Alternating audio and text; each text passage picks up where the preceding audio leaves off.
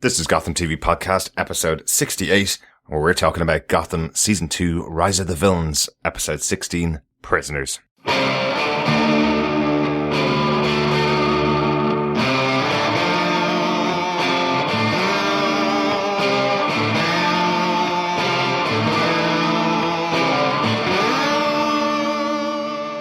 Hey, this is Drew Powell. I play Butch Gilzine on Gotham, and you are listening to Gotham TV Podcast. Welcome back, Gothamites, to Gotham TV Podcast, episode 68, where we're talking about Gotham Season 2, episode 16, Prisoners. I'm one of your hosts, Derek. I'm one of your other hosts, John. Welcome back, listeners. So, Derek, what did you think of this episode? Yeah, this is an interesting episode, really. Small number of stories, small cast. Not a huge amount of our illustrious members of Gotham City in this episode. No Bruce, no Alfred, no Butch. Very small scenes for other characters as well. Yeah, it was really condensed into essentially like two storylines, really. And I thought like one got the tone right, and I think one, for me anyway, at least, probably just failed slightly on how it delivered. Even though there were some really good aspects to it. Some of it felt a bit cliche to me, right? Unfortunately. I think this is actually one of the weaker episodes of this season, and I think it stands out because of how solid actually the season has been in season 2, where they've really got into a groove, with a good ensemble of characters and the cast, and maybe bringing it back just to two very focused plot lines. They didn't really kind of connect with the developments of them in a way. But as I say, one of the storylines really worked for me, and one of them kind of didn't really. But I mean, again, we really like to find your feedback on episodes of Gotham, in particular this episode as well. Please just send any comments or thoughts to feedback@gothamtvpodcast.com. You can also join our Facebook group. Just go to facebook.com/groups/Gotham TV Podcast. And of course, we also live tweet every Monday at 10 p.m. on Channel 5 for the UK and Ireland broadcast of Gotham. Just go to our Twitter handle and follow us there at Gotham TV Podcast. That's right, except for this week. Unfortunately, we didn't get to make it this week for our live tweet, but we will be back next week for the next episode of Gotham. Good to have you with us, listeners, and really good to get back talking about Gotham, as we do every week as we go on. We're only 6 episodes left to the end of the season, so every episode matters at the moment. It really does, yeah. And of course, for all the listeners out there, remember you can find us on gothamtvpodcast.com/iTunes, or you can search any other good or evil podcast catcher. Just search Gotham TV Podcast. Find us, subscribe to us, and of course leave a review so that other listeners can also find us and listen to the podcast. Any feedback as well on the podcast is absolutely much appreciated. Absolutely, yeah. It's been quite a while since we got a review over on iTunes, so pop on over to iTunes and leave us a review. Sure, why not? Why not? Absolutely. But as usual, let's kick off into this episode of Gotham.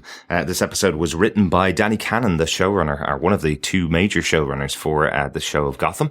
He's been with it right since the start. But we have a new director this time in Scott White. Hasn't actually directed any episodes of Gotham before. He's a producer on the show, but this is his first episode as a director for Gotham. John, do you want to tell us what they gave us? Sure. Jim Gordon, incarcerated in Blackgate Penitentiary, is subject to the dull, repetitive regime of prison: eat, sleep, exercise, repeat. That is, until he is removed from protective custody into a new section of Gen Pop called The World's End, where his life is threatened by vengeful convicts and the prison warden, an old friend of Commissioner Loeb. As Jim fights for survival with his new friends on the inside, the prison guard Wilson Bishop and convict Peter Puck Davies, his old friend and colleague Harvey Bullock looks to help Jim from the outside, enlisting the assistance of Falcone in a successful attempt to break Gordon free from Blackgate. Outside of Blackgate, and again back on the run, Gordon is given a safe house in Gotham so he can find Leslie Tompkins and clear his name. Meanwhile, Oswald Cobblepot grows steadily closer to his father, as they both exchange stories about their past. As Oswald reveals to Elijah Van Dahl his previous criminal activities as the Penguin, Elijah informs him of his failing health, and ultimately forgives Oswald of any wrongdoings. However, as Elijah's heart condition worsens and his intentions of changing his will in favor of Oswald become clear to his wife and stepchildren, they move forward with their own plans for the extended family that have tragic consequences. Yeah, so as we mentioned at the start, there's really only 2 stories here, which does kind of mess with our format a little bit. As most of our listeners know, we generally cover our episodes with 5 points each about the episode and a few notes. I'd say our points about this episode are going to cross over quite a bit, really. I think so, yeah, absolutely. So I think I'll just kick off with my first point, which is a really quick one. It's just actually how the opening scene was shot, where Jim is lying in Blackgate Penitentiary. I really, really enjoyed how the scene was shot, how it was put together, where it's effectively, he keeps laying down on the bed, night turns to day, he wakes up, is told to get out of his cell, goes for a walk around the yard, and then comes back into his cell again, over and over, repeating on and on, showing the passage of time. I thought that was a really good choice for this opening of the episode. Absolutely. Just kind of showing that Jim is now in probably the worst situation he can be in, and this is intended to last for 40 years. That looks really tough. It looks really, really difficult. There's nothing going on and nothing for him to do. Kind of happy that after the first week in there is a move from protective custody, which, as we mentioned last week, I thought it was a bit of a surprise that he was in protective custody, considering he was found guilty of killing the mayor of Gotham and a fellow police officer. Thought it was quite a surprise that he was under any kind of protection, but I suppose I can understand the idea that he is quite a volatile character in prison. So yes, you would put under some kind of protective custody. But yeah, the move into Gem Pop I thought was a good choice, and I'm glad that happened in this episode. Yeah, definitely. I thought this was really good, actually.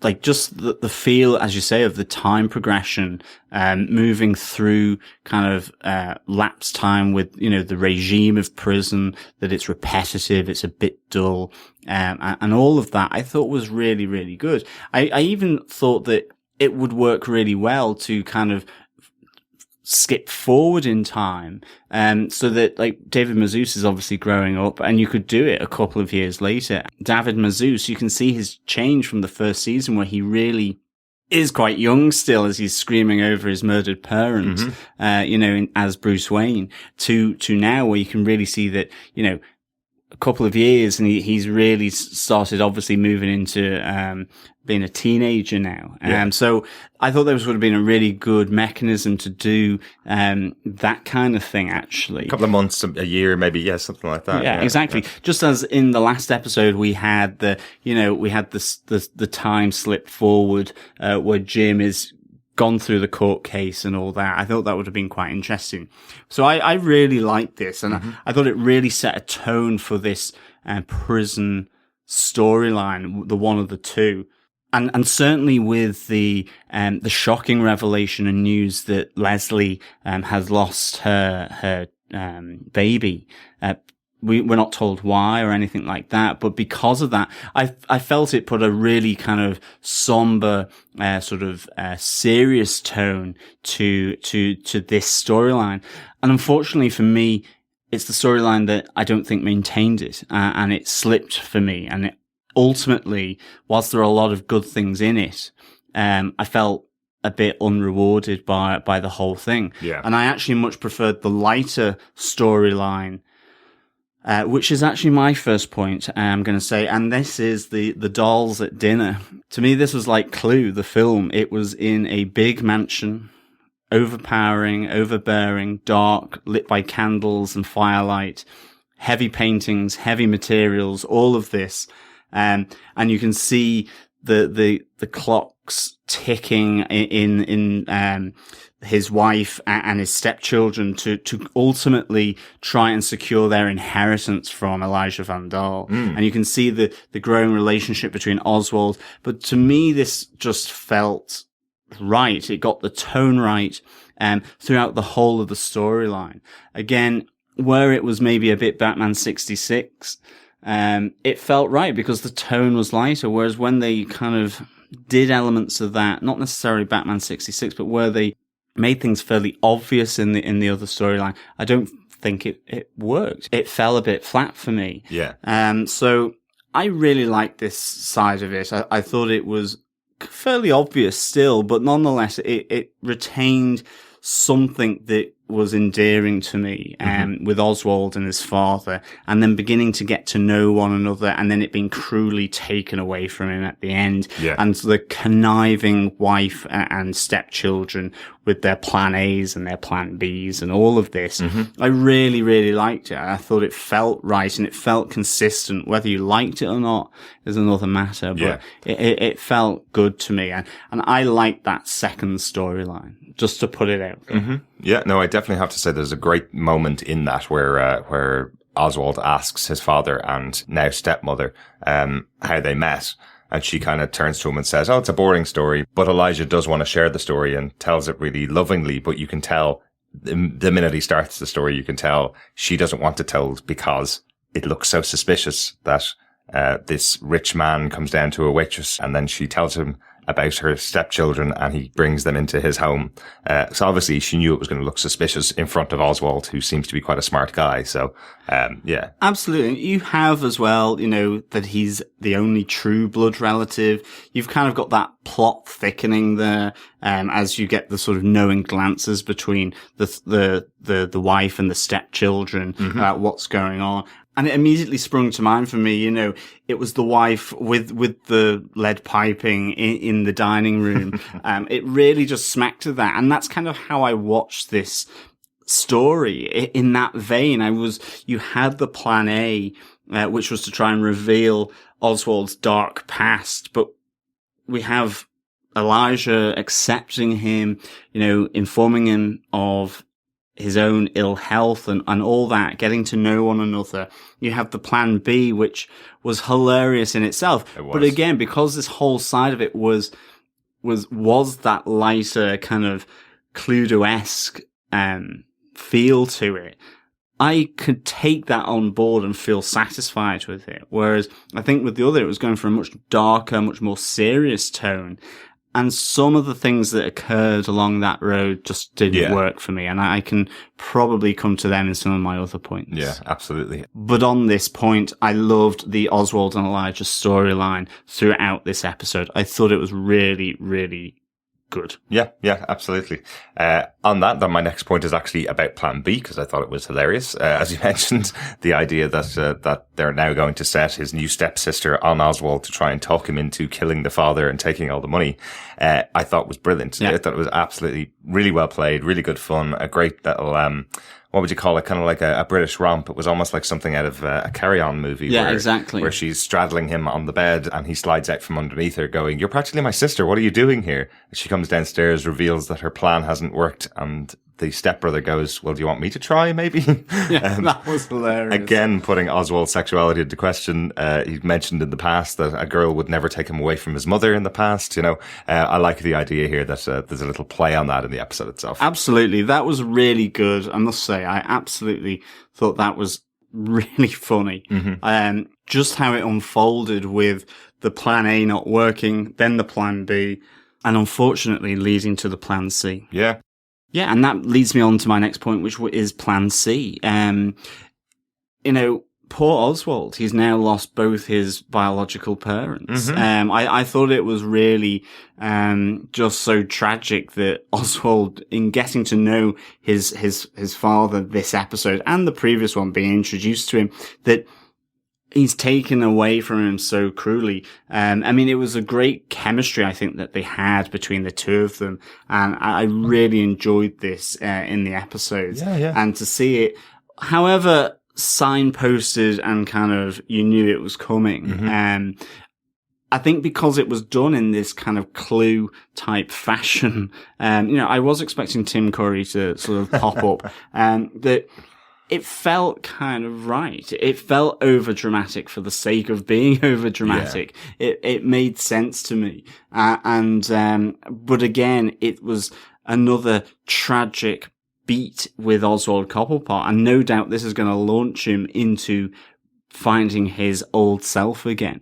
Once he realizes that he was poisoned, I suspect that the stepmother and the step siblings aren't going to be around for much longer after he finds out that his father was poisoned. Yeah, I know what you mean. I'd keep all the knives on lockup from now on. Really enjoyed this, especially, the portrayal by Paul Rubens of the character we mentioned in last week's episode. He looks so similar in some ways to Robin Lord Taylor's Penguin, that he does look like there's a kind of a connection between the two of them. And I think there's some fireside scenes where they're talking about their relationship and their past and their secrets and that kind of stuff.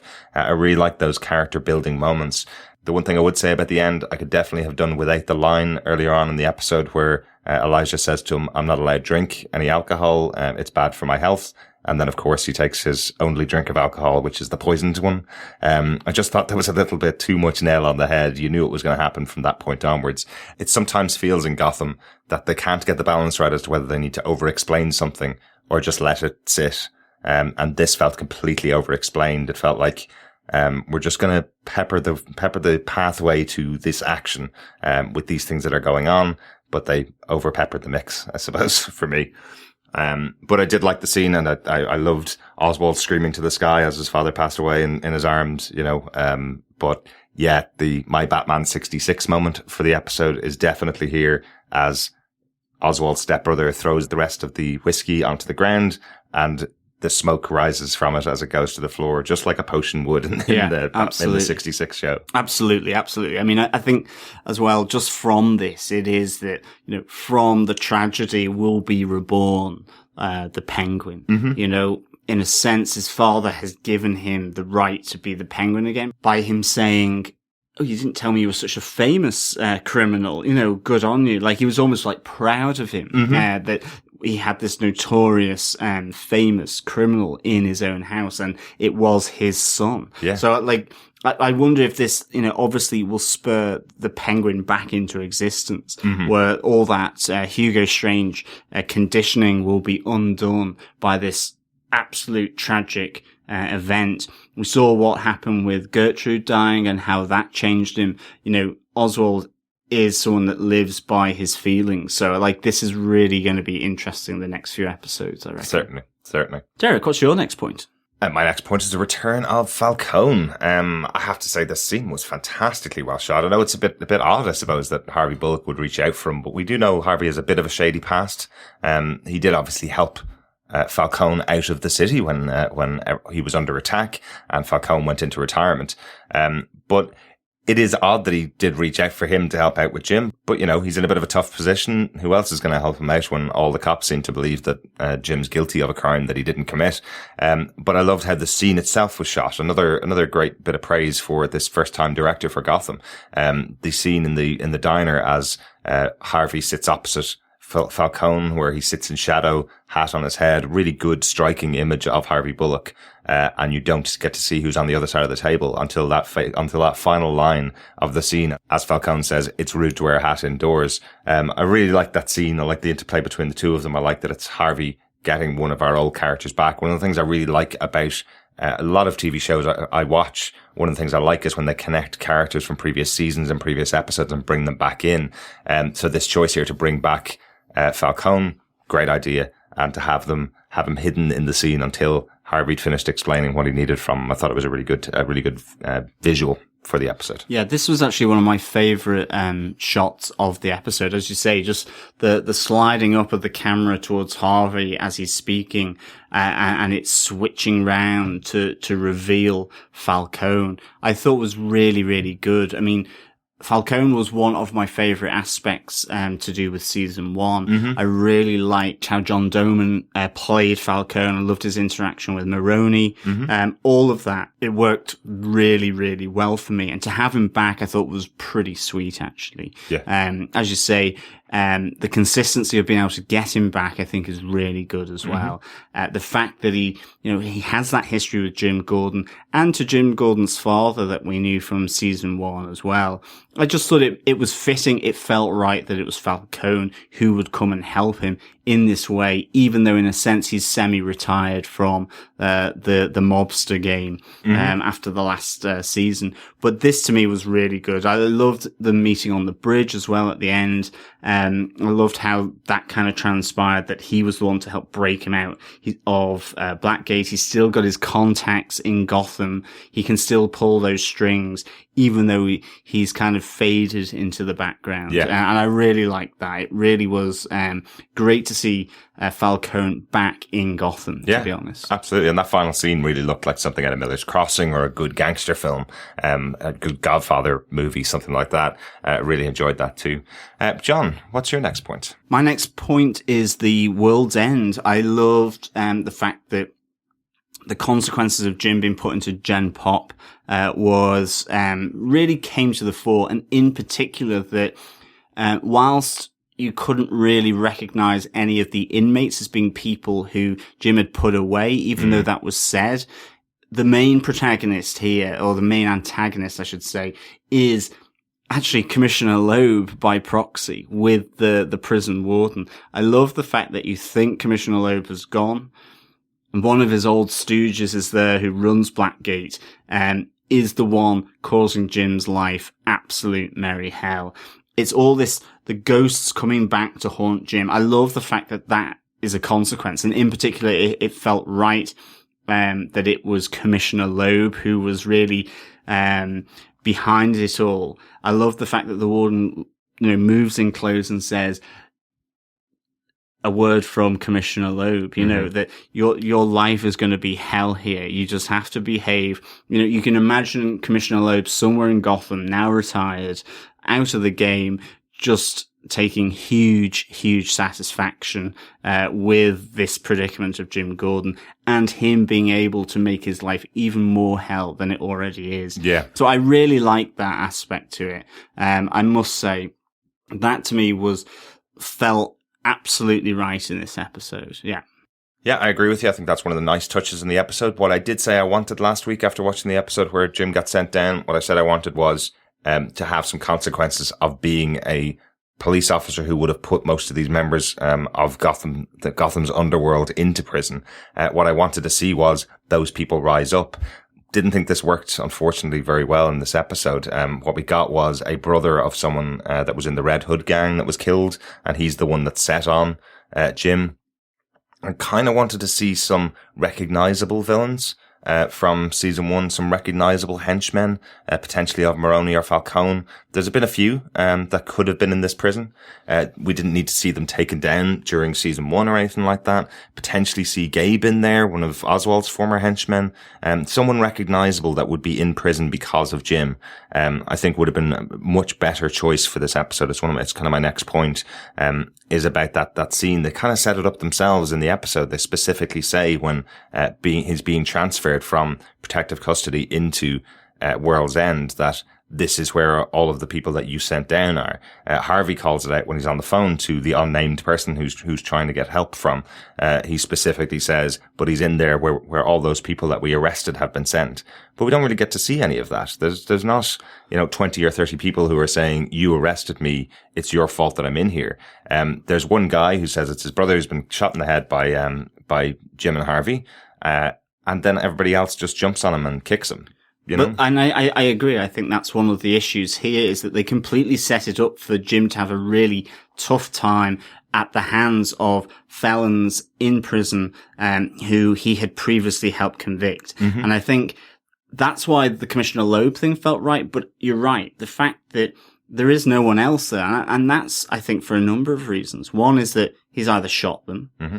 2, they're in Arkham, not in Blackgate. Mm-hmm. And 3, they've not been arrested. I think Gabe is now with Butch Gilzean. So, there isn't really anything. The only person I could actually think of, because I was trying to just think who could it be, was either I was even thinking the Balloon Man, but he was shot out of the sky and I think died.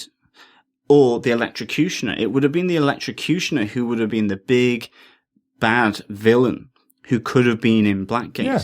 I don't think he went to Arkham. And that, to me, was who I was kind of expecting, someone like that. After that, Jonathan Crane is in hospital, or probably Arkham, and he's only a kid, yeah. There's all these other people that have gone to Indian Hill, or you think are dead, or they're in Arkham, or they're still out there, or they've been killed. So for me, I thought it was the electrocutioner who would have been the most recognizable immediately for being someone who could have gotten people on board to really give Jim a tough time. That he had managed to build up a course of followers whilst he was there.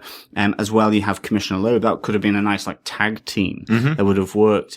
I kind of agree with you that really there was no prisoner protagonist, even though that was kind of the threat coming from Jim being moved from protective custody to general population, that really fulfilled that role in a meaningful way, ultimately. And it was one of the downsides of this side of the episode, I thought. Yeah, absolutely. It's funny you bring up Balloon Man.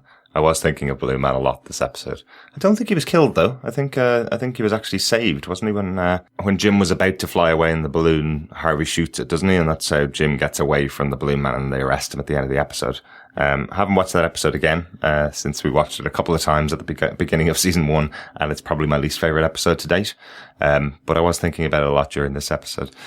John, what's your next point? My next point is Puck. Actually, is Peter Puck. I thought it was kind of quite good to have him on the side of Jim. I loved the idea that there was the prison guard, Bishop, and then there was Puck who was in there. And I actually felt at the start, I thought Puck was going to be Jim's conscience effectively in prison. He says that line whereas, the law is the law. I've got 6 years for stealing a car for a girl. And Jim's like, oh, that's steep. And he goes, but the law is the law. I'll do my time and then I'll get out. I don't want to be like my old fella. All of this. That felt like Jim's conscience speaking to me, where he was saying, just do your time. Remember, when you get out, the law is the law. Yes, you might have to bend the rules slightly in Gotham, but that doesn't extend to murdering people. Because yes, he's been framed, but at the same time, you do feel that there's a justification as to why Jim is in Blackgate. And I think that's one of maybe the other potential issues with this kind of storyline is that, yes, in this case, he's been framed and he shouldn't be there. But knowing what we know as the audience with what he's done, he's also, the framing is of the truth. So he should be there. It's kind of a bit of a double-edged sword, which, to be honest, slightly confuses the moral sort of through line for me a bit. But nonetheless, I thought Puck was a great introduction. And unfortunately, I just felt then that how he ended was a bit contrived. I mean, the idea that, by trying to rescue him, I don't know why you would make him go on the run with yourself and break the law. And for me, that made no sense to me. Why would you, first of all, put someone who has basically said to you, they're going to live out their sentence for the 6 years, go back out and then respect the law again. It wasn't like he was going to turn into a hardened criminal. But why would you also do it by unplugging him from his life support that he's on, and then he dies in the front of the ambulance? Terrible, terrible idea. It was just really, really awful. I didn't understand why it was written like that at all. It would have felt better for me if Jim had said, one more favor, can you use your lawyers to try and get him out? Or get him into protective custody and try and reduce his sentence again, but not bring him on the run and break the law again when he's in a hospitalized state. That was just nuts. I think I can see what they were trying to do. I think what it was supposed to be saying was Jim feared for his life if he was left in prison after Jim escaped, potentially, and that's what he wanted to protect him. Something like that. But maybe that's the guidance he gave to the guard that helped him get out. Maybe I think that's what he should have been doing. Maybe. Give him some guidance to take care of the kid. Anything but that, because I do think that Puck otherwise was actually a really nice little character in the prison whilst Jim is there and he's got no one else. But that first conversation to me set this idea up that he was a bit of Jim's conscience speaking to him. That's what I kind of had, and that's what I thought. And then he dies at the end. And I think it ultimately comes back to one of the issues sometimes that happens with Gotham, that they just do things too quickly. Absolutely. And, you know, here we have Jim just being convicted from the last episode, taken into Blackgate this episode, and he's already out. Why not the next episode or the episode after and focus and draw that out a bit more? That to me is just, it's almost defaulting back to some of the worst aspects of Gotham that you can sometimes get. Yeah. And I think it just stands out more because this season has been so good. Absolutely. No, totally agree. That is also one of my points, is this returning to rescue Puck scene. I just didn't understand that the idea that the escape is so well planned. The guy that stabs Jim with a retractable knife using some fake blood, they get him taken out in a body bag, which is the only way that you can apparently exit World's End in Blackgate, is to either in a body bag or to get parole, and nobody gets parole. That's all set up really well at the beginning of the episode. They go through this convoluted plot to get him outside. They're about to get into the ambulance, and then they bring him back inside to save Puck and then get back outside again without any other plan. That wasn't on the plan. How did they get back out again? They didn't go back out in a body bag. You know, it made no sense. It felt like it was needed for Puck to die at the end, but there should have been another way. Something else. This just seemed so ridiculous to have Jim walk back into the prison again and come back out again. It made no sense. It really, really didn't. And that's why I think it would have made more sense where Jim goes, could you make Puck safe? You know, get him safe, get him recovered, and get a lawyer and get him out of prison. Even to Falcone. Yeah. Someone. As you say, it made no sense. And it was a real shame, I think. Because the start of this storyline just felt like it could be really classy. Yeah. Yeah, no, I agree. Especially that opening shot, as I mentioned, one of my favorite shots in the episode. One other thing about Puck, talk about signposted. As he says, I'm going to get out of here. I'm going to live out my days. I think I turned to you while watching the episode and said, he's dead in the next scene, isn't he? You know, he seemed way too innocent a character to be able to carry off that. They've also said that this is the world's end. People only get out of here in body bags and parole, and nobody gets paroled. Why is this kid in here for stealing a car?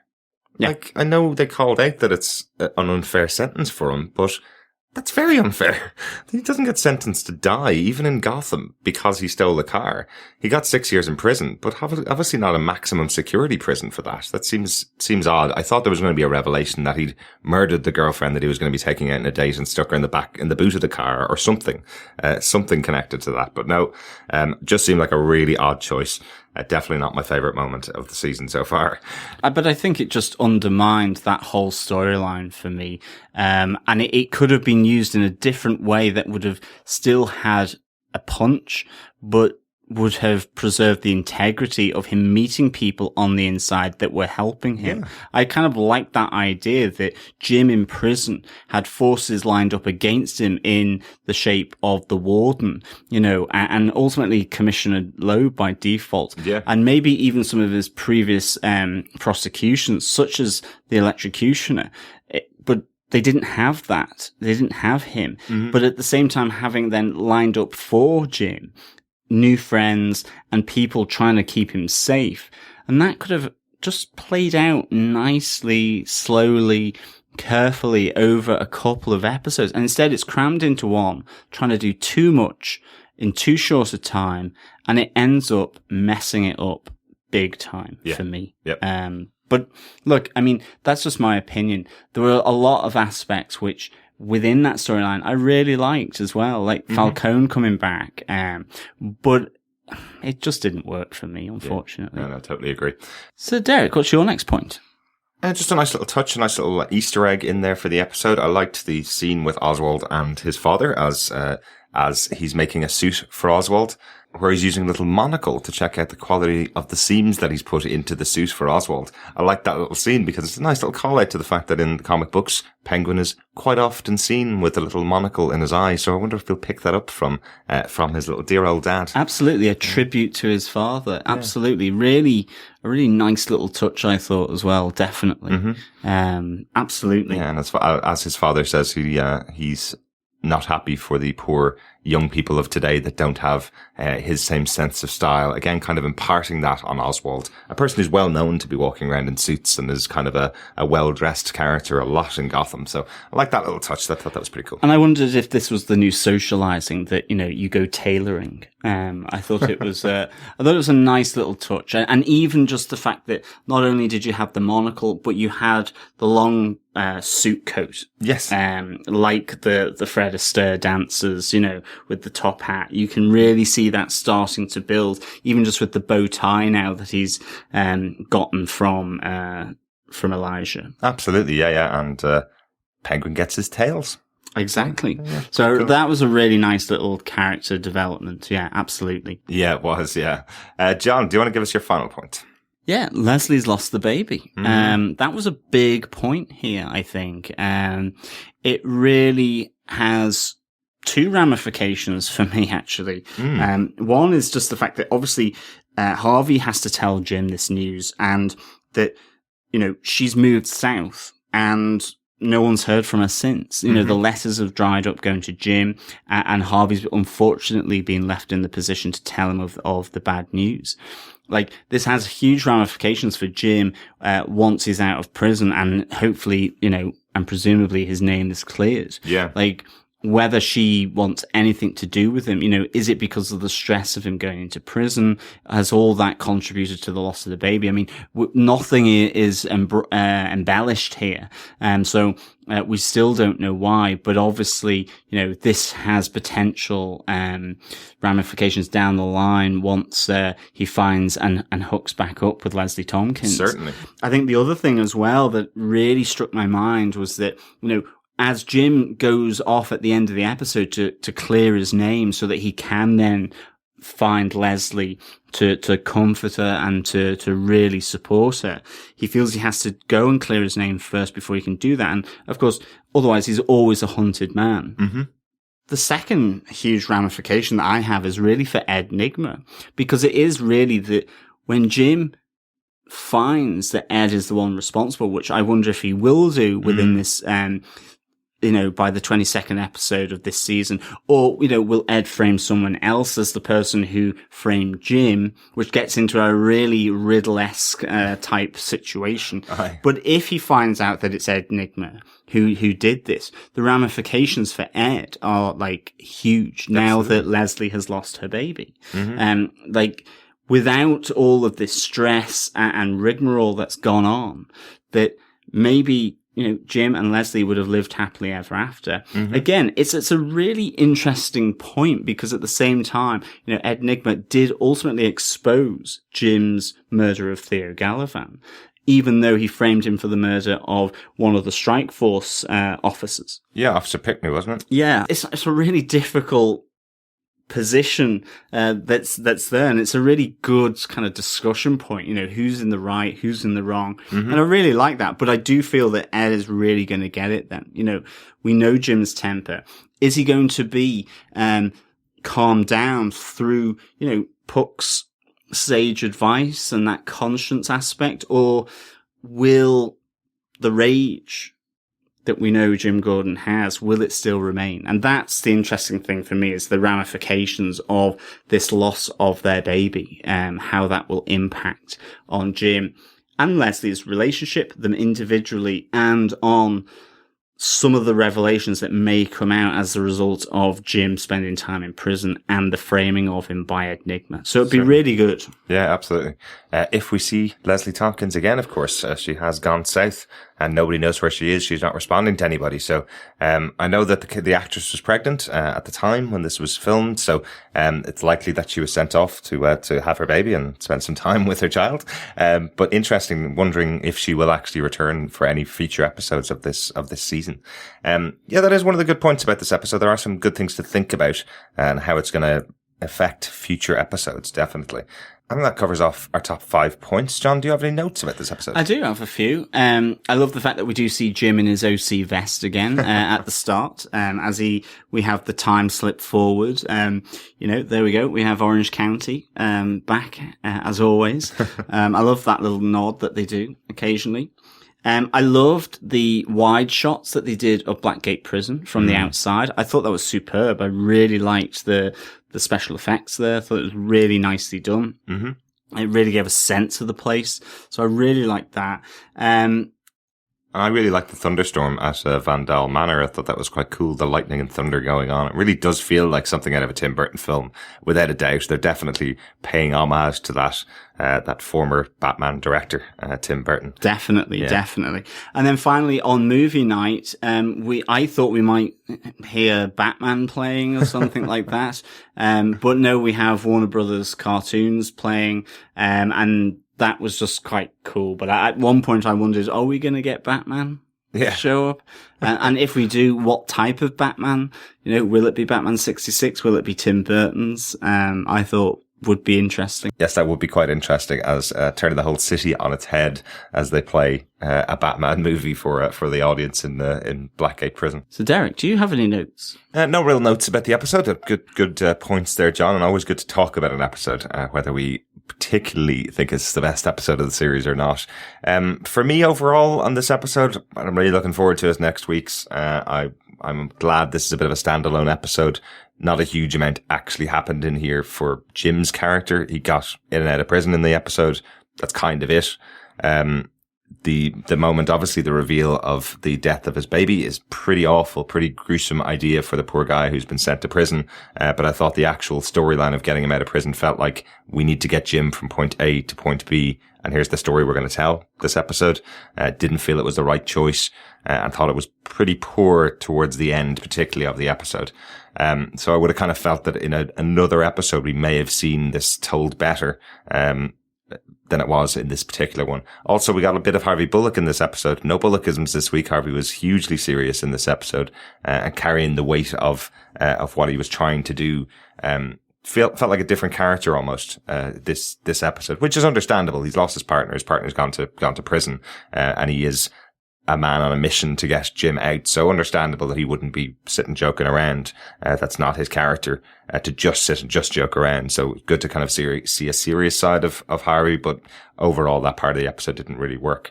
On the other side of the house, obviously, we had the other story with Oswald and the Vandals. An interesting story, some really good stuff in there, but once again, taking out Paul Rubin's character of Elijah Vandal felt a little bit soon. Would have loved to have seen him in the show a bit more. And having Oswald lose both parents within 3 episodes does feel like a pretty painful thing for the character to go through, kind of pushing him through all of the stuff. What else is there for Oswald to do in future other than become the Penguin and be the big villain in Gotham? He's now lost every family member he has in a couple episodes, in 7 or 8 episodes, I think, between when his mother died and now with Elijah. So, bit of a sad time for everybody, but not a great episode overall, unfortunately for me. John, any overall thoughts on the episode? Yeah, I mean, for me, I thought this had some really good points to it and showed off some of the best aspects of Gotham, and also ultimately showed off some of the worst in the same. And unfortunately for me, it fell on the side of probably showing more of the worst elements of Gotham that can be had.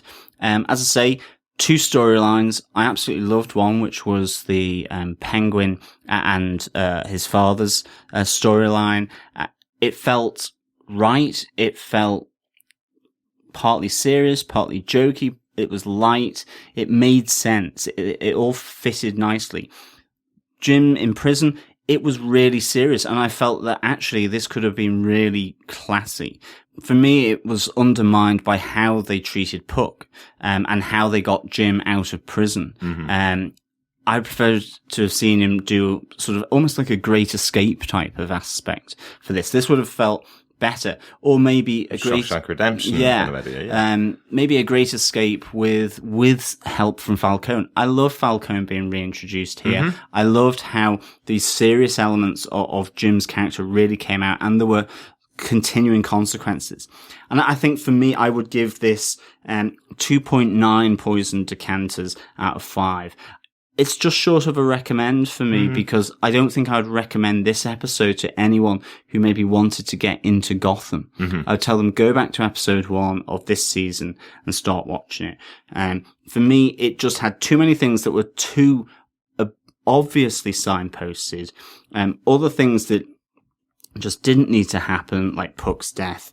And it was too quick. It felt rushed, accelerated for no other reason than they have to do it. It's like they suddenly realized part of the way through writing this season, okay, we've not got enough left. We need to cram everything into this episode with Jim being in prison. And then I suspect it will go to a better pace after this. So I just don't think it worked. Unfortunately. And I think it stands out more because of how good this season has been. So yeah, it really pains me to say it, actually, because I thought they were on a really good roll of excellent episodes, and this really did just lapse back into some of the worst habits that has happened in Gotham.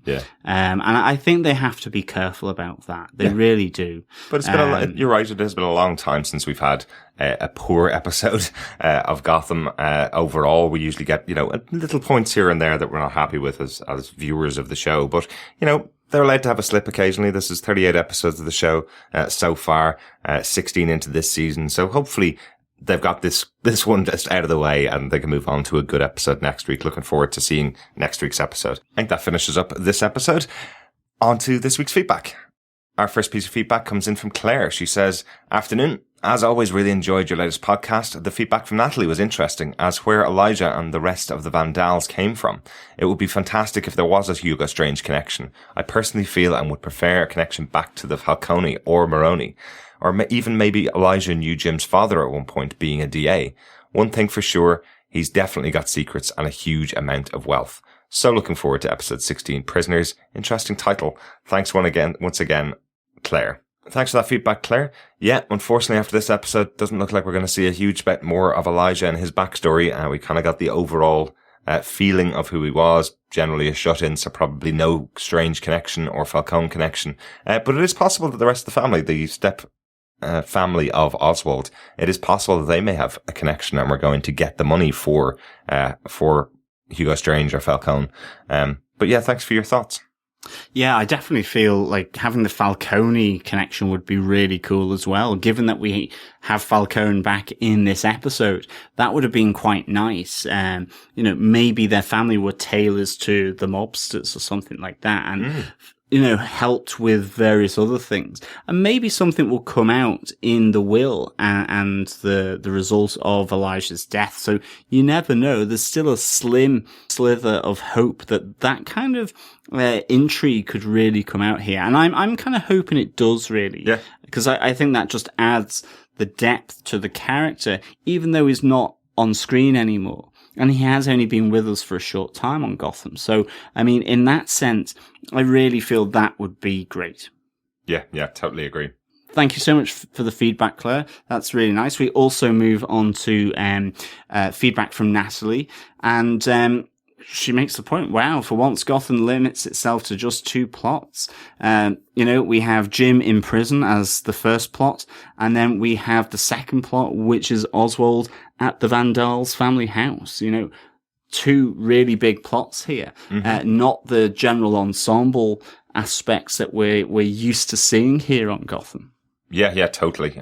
Very, very unusual to just have the 2 plots and not have the usual 10 or 15 characters in the episode. Natalie goes on, I don't know which reveal was more stunning, Carmine Falcone's visit, or that Lee lost the baby and moved away. Absolutely, I think these reveals were really, really good in the episode. And I must say, I really liked them, especially Falcone's. I think with Lee, it was a really big, tragic point that comes here for Jim. And certainly, these 2 reveals were huge in what they did. And part of it was, did ultimately they work. I presume we won't see Falcone again for the rest of the season. He might pop up once or twice. I don't know. Yeah. But it felt like to me that this was a one-off special guest appearance. With Lee, obviously, there is some actual real-life reason for her having to move away from the show. So writing this in gives that opportunity and space. But certainly I think with the reveal of Leslie's, tragic news by Harvey, I thought it was quite a nice tender moment of Harvey having to give that news, actually.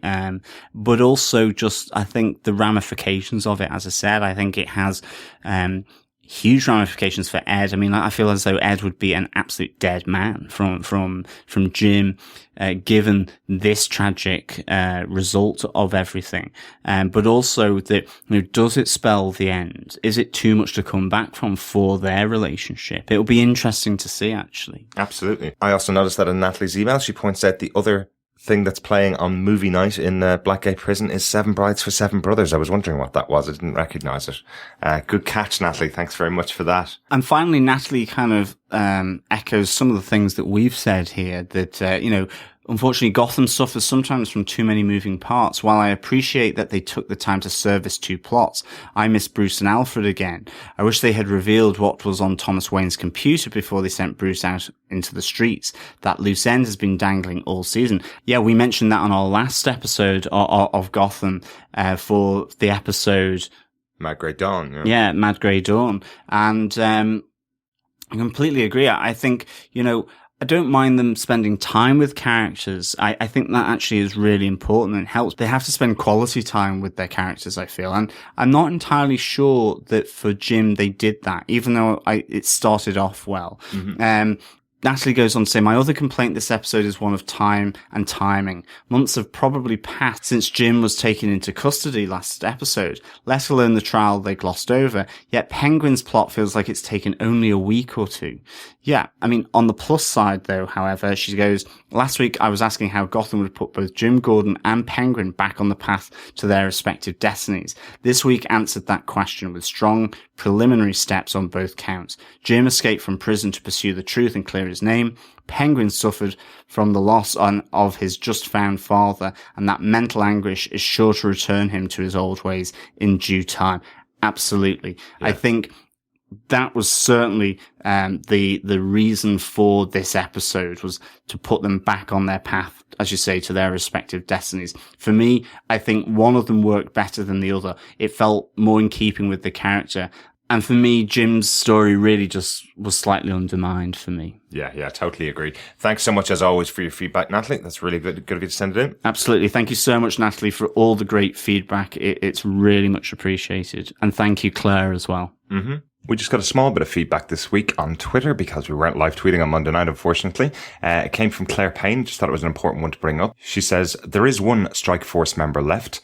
The lady Victor shot in episode 4, but her bulletproof vest saved her.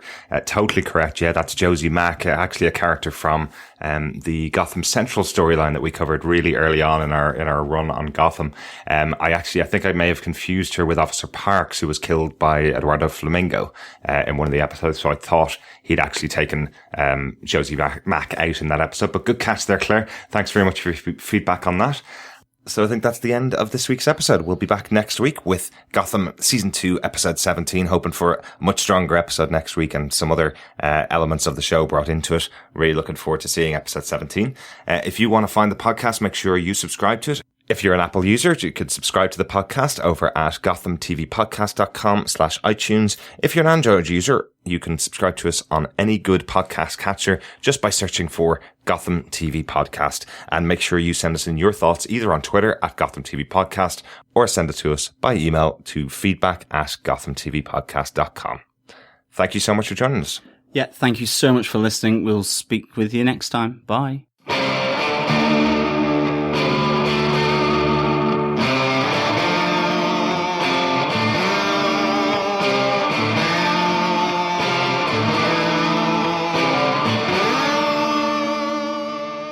Thanks for being a Butch supporter. Butch loves you, baby.